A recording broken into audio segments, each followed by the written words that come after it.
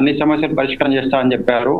మరి ఆర్టీసీ బస్సులు నిర్వహిస్తే మరి ఒక బస్సుకు 5-6 చొప్పున మరి ఉపాధి కలుగుతుందనేటువంటి ఉద్దేశం కూడా మరి వాళ్ళ దృష్టి తీసుకురావడం జరిగింది. ఈరోజు వాస్తవంగా ఎలక్ట్రిక్ బస్సులు అనేటువంటిది కూడా ఒక ప్రైవేటు వ్యక్తుల చేతులకు ఇస్తే అది సరైనది కాదు. మరి అదే ఆర్టీసీ నిర్వహిస్తే ఒక బస్సు వెనకాల దాదాపుగా 30-35 లక్షలు సబ్సిడీ వస్తుందని కూడా మనం చెప్పడం జరిగింది. అలాంటిది ఆ సబ్సిడీతో మనం ఆర్టీసీకి వస్తే మాత్రం ఆర్టీసీ బ్రహ్మాండంగా నిర్వహిస్తానని కూడా చెప్పడం జరిగింది. గతంలో యూపీఏ ప్రభుత్వం ఉన్నప్పుడు కేంద్రంలో మరి జేఎన్ఎన్ఆర్ఎం అనేటువంటి బస్సులు కేంద్ర ప్రభుత్వం ఆర్టీసీ నిర్వహించే రకంగా మరి చర్యలు తీసుకున్నది. మరి అదే రకంగా ఈ రోజు కూడా మరి ఏదైతే మరి ప్రైవేట్ వ్యక్తులకు ఇవ్వకుండా మరి ఆర్టీసీకే బస్సులు కొనిచ్చినట్లయితే మరి ఆర్టీసీ నిర్వహిస్తుంది బ్రహ్మాండంగా అనేటువంటిది కూడా మరి ఆ సబ్సిడీ ఏదైతే ఉందో సంస్థకు చెందుతుంది.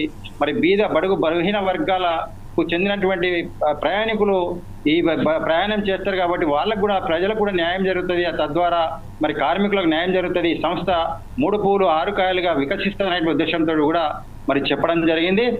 ఏదైతే ప్రైవేట్ వ్యక్తులకు ఇవ్వకుండా మరి ఈ రోజు ఆర్టీసీ నిర్వహించినట్లయితే మరి సంస్థ బాగుంటుంది అనేటువంటిది కూడా మరి క్లారిటీగా చెప్పడం జరిగింది.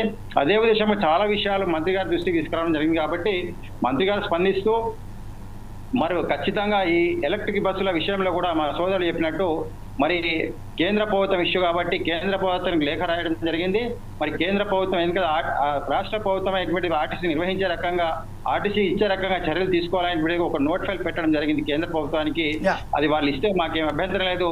ఆర్టీసీని మరి 3 పూలు 6 కాయలు చేయడానికి మేము ఖచ్చితంగా పూనుకుంటాం. ఏది ప్రభుత్వ రంగ సంస్థ అది చాలా పెద్ద 42,000 మంది కార్మికులు పనిచేస్తున్నటువంటి సంస్థ కాబట్టి ఈ సంస్థను మరి నిర్వీర్యం చేయకుండా మా ప్రభుత్వం కట్టుబడి ఉందనేటువంటిది కూడా క్లారిటీగా సమాధానం చెప్పడం జరిగింది. కాబట్టి మరి ఈ రకంగా మరి ప్రైవేట్ వ్యక్తుల చేతిలో పెట్టకుండా ఆర్టీసీ నిర్వహించే రకంగా ఏ బస్సులైనా కానీ మరి ఆర్టీసీ నిర్వహించే రకంగా చర్యలు తీసుకోవాలని కూడా నిన్న చర్చల సందర్భం కూడా ముఖ్యమంత్రి మన రవాణా శాఖ మంత్రి వారికి కూడా చెప్పడం జరిగింది.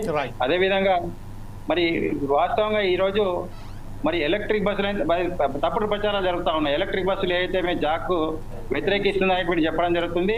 మనం ఎలక్ట్రిక్ బస్సులు మాత్రం మేము వ్యతిరేకించట్లేదు. కేవలం ప్రైవేట్ వ్యక్తులకు కట్టబెట్టకుండా ఆర్టీసీ నిర్వహించే రకంగానే చర్యలు తీసుకోవాలని చెప్పడం జరుగుతుంది మొదటి నుంచి. అంతేగాని మేము ఎలక్ట్రిక్ బస్సులు మరి పొల్యూషన్కి ఏదైతే వ్యతిరేకంగా ఏదైతే ప్రభుత్వం నిర్ణయం తీసుకున్నదో దాన్ని స్వాగతిస్తా ఉన్నాం.